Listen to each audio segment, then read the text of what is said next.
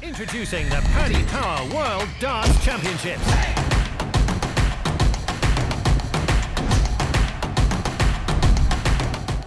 Stephen, many congratulations. The first tie-break winner at this year's World Championship. Sum up your emotions after a rollercoaster battle there. Yes, I 2-0 up. That was not the plan. I felt comfortable, felt in control. And yeah, just for whatever reason, I fell asleep. And to go behind in the match was travesty, to be honest. I felt a bit worthless. But I'm happy to be able to dig myself out of that hole and find a way to win the match. 119 average in that first set. You looked unstoppable. So what was going through your head when Sebastian made it 2-2? What am I doing? Yeah, I felt, like I said, I felt great. I felt in control. First 2 sets, I felt like I played really well. Seen the stats there. To finish with a 96 average, I'm happy. But yeah, from 2-0 up to where I finished off is not what I want to do. But I always say the first game is always the most hardest in any tournament, whether it's a Wales, whether it's any tournament. It's always the most difficult. And yeah, I've 2 years ago I'd have probably lost that game. To come through that game, to win, to feel the joy I do. I've got my lad here with a smile on his face, and I can't wait to get back to the hotel and celebrate that win. But I've got a few days off, and I'll make sure I'm ready for the next game. And you've been involved in so many big games on this stage. How valuable was that experience, particularly in the final set? Yeah, the experience, not just the experience, the fans. The fans were exceptional. Throughout the whole game, the Let's Go Bunting mental, the walking in a Bunting wonderland was cheered all the way through. And listen, for any opponent I play, they're going to feel the pressure of that. And yeah, when things don't come my way, I've got the fan base, and they are the 12th man. They really helped me through, and they was able to push me on towards the back end of that game. And up next for you is Nitin Kumar, who made history earlier today. Just a word on Nitin and what you're expecting from that game. Yeah, Nitin's a fantastic player. For what he's done for Indian darts is exceptional. I've known him for quite a few years now, and we played each other in Bahrain. Luckily, I was able to win that game, but the World Championships are so different. I'm really looking forward to playing. Obviously, he had the crowd on his side tonight. I'm sure that when we play next week, the crowd will all be going Bunting mental, and I love him to bits. I think he's a great player, but hopefully I've got enough to get him out the way. Thank you. Stephen, congratulations. You had to improvise a little bit there, it's fair to say. Yeah, like I said, it was going to plan. I felt like I was, and you know, exhibitions, practice, everything's gone exceptional, apart from this little bit of a cold I've got. I'm shaking off, but yeah, I was so happy with the way I started the match, and I was so happy with the way I finished the match. I just wasn't happy the way that I let him back into the game. What's the main takeaway then from tonight? Fish and chips, mushy peas and curry sauce. Sounds good to me. In terms of your next match against Nitin, what do you do between now and then to kind of get yourself ready to be firing on all cylinders again? I think more of the same. I had a great practice session with Damon Herter leading into this. I'm going to get on the phone tomorrow, make sure we bash our heads together again. And yeah, just stay on the practice board. I feel like my game's in a great place. I beat Luke Littler only 3, 4, 5 days ago, whatever it was. When you're playing exhibitions and you're playing against the best players in the world, it's the best practice, to be honest. And coming into this, great confidence. I feel like I'm playing well. I'm world number 4, so I need to have my chin held high. And there's no question in my mind that I can win this tournament. But I need to make sure that I prepare myself right. I need to make sure that I turn up. Everything's got to be prim and proper. And yeah, I can do it. Congratulations. Thank you. Stephen, congratulations. You don't often lose your composure on the oche. You're normally cool, calm and collected. But towards the end there was a period where you seemed to be just throwing the darts like nothing could work. Is that most unlike you to lose that composure like that? No, I don't think I lost composure. I just think he stepped up a level and I dropped off. I think that was it. Maybe I thought the game was over, 2 sets to 0 up, which is a silly thing to do. But like I said, the first game is always the hardest. So to be able to come back from going behind after being 2-0 up and absolutely cruising shows massive cojones. It shows that I'm able to do it, and it shows that I'm willing to fight to be in this World Championships. And I know every other player is going to do that, but there's only so many people who can fight and show that resilience throughout that game. I know we spoke up in the build up to the World Championships that some of the TV tournaments haven't gone according to plan, even though performances have been good. When he drags it back and then goes in front, are you thinking, not again? No, because what has gone before has gone. And I'd be daft to look behind me. It's about one leg at a time, one set at a time, one game at a time.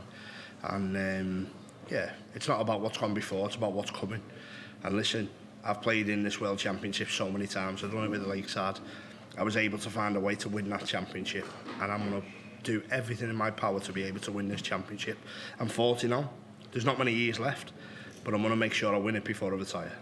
And just to have a scare like that early on in the tournament, does that set you up well mentally and physically, the fact that you've been the distance and mentally that you've come through it? Does that set you in a real good stead going forward?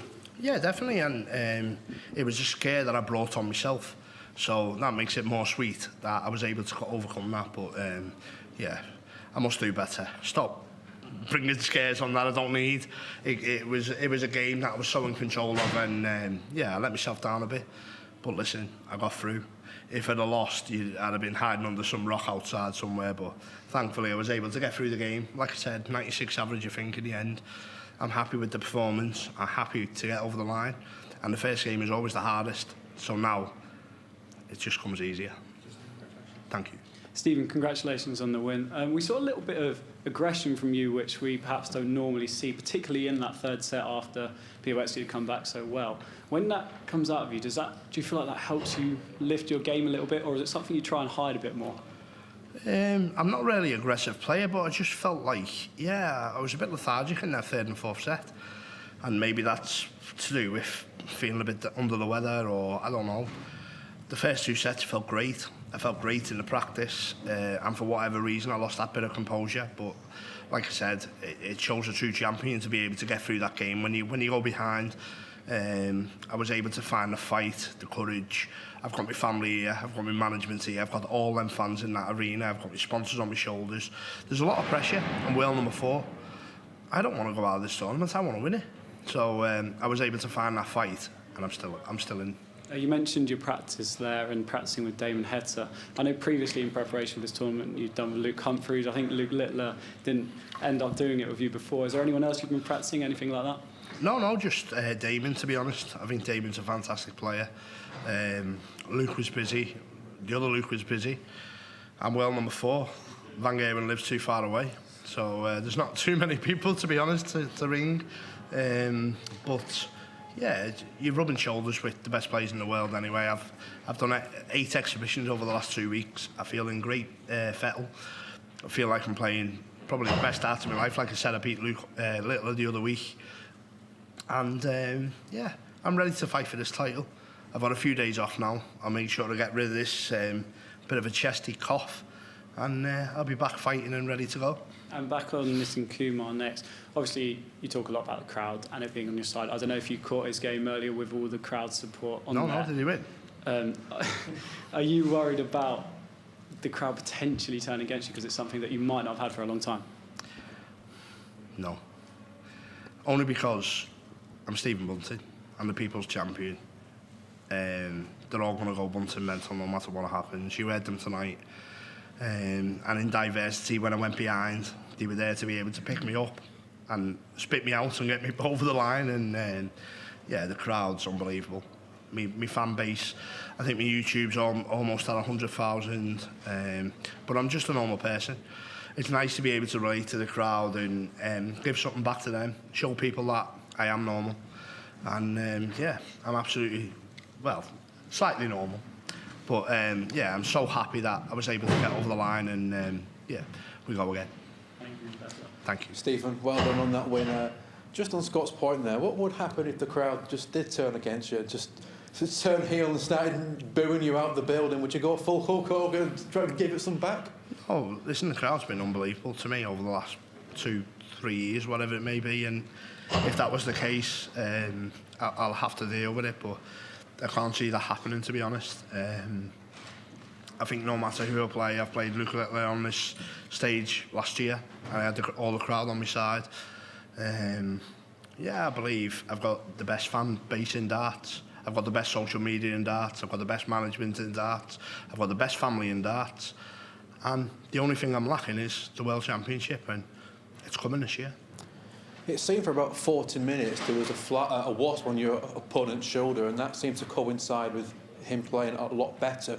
Did you not ever feel like just squatting that fly and getting rid of it, because it seems to be causing you a problem? I'm scared of wasps. Was that in your mind then? Was the thing Well, as soon as I seen it, I thought it was a ghost, because someone killed it the other day, didn't they? So there must be a nest somewhere. Yeah, but that's probably why I'm not going to get selected for I'm a Celebrity, get me out of here, to be honest. But no, I enjoy playing on the biggest stages in the world. Obviously, you know there's going to be a wasp flying about somewhere. He was a bit of a wasp in my side, to be honest, the way he come back. But I was able to get me swatted out and get over the line. This is the first World Championship where a player will walk away with £1 million. What does Stephen Bunting do with the £1 million prize money? Buy a chippy. A bit like Gavin Price. I don't actually know, to be honest. I never look at darts for money. You're probably best asking me lad or my manager or the missus what they're going to do. But yeah, money is, it doesn't mean a lot to me. It's more about family. I grew up in a family that had no money when I was a kid, so to give my family a better life is what it's all about. If I can win $1 million, then I can look after them more. So that means everything to me. Thank you, Stephen. Well done today. Thank you. Congratulations, Stephen. A word for your opponent as well. How surprised were you with his comeback, and just how good can he be? Yeah, not really surprised. I know how good he can be. He's won a Pro Tour. He's a dangerous player. He doesn't give very much away when he's up on that stage. And like I said, 2-0 up, felt confident, felt like I was cruising. And then for whatever reason, maybe took me foot off the gas for 2 seconds, and he took massive advantage of that. And yeah, he was unlucky in the end. I'm a bit lucky to get through that game, but so happy to be able to do that. And how do you assess your 2025 overall? Yeah, I think, listen, I'm up to well number 4. If I'm upset with that, then there's something wrong. I think I've had a great season. There's been a lot of titles that I've won that have not been ranked as well. And yeah, people are talking about people coming up behind me and overtaking me. I'm not looking behind, I'm looking ahead. I want to be well number 3, well number 2, well number 1. So I know the hard work starts now. And I know that I've got the capabilities to push myself up that ladder. I know I'm one of the best players in the world. And yeah, I'm going to show people that I am. And with this tournament being the longest of them all, how important is it to you to manage your time, in between games and preparation, and how you're preparing for these games? You know more than anything. You're away with me more than anything. The exhibitions are important. It's important to give back to the fans. But it's also important to play World Series, Premier League, all the tournaments I can. I know certain players have said they're not playing Pro Tour or they're not playing European. For me, it's important to keep me ranking up. Like I said, I'm chasing 3, 2, 1. So I'm going to play as many tournaments as I can. And yeah, hopefully I can push myself up that ranking ladder. Thank you. Stephen, congratulations. Was there a moment in that game where you maybe thought, well, okay, I've thrown it away, there is no way back? Yeah, especially when I said to Mark, start the car. Yeah, listen, when you're 2-0 up and cruising and feeling like you're in full control, to go behind in the match, yeah, it's a hard pill to swallow.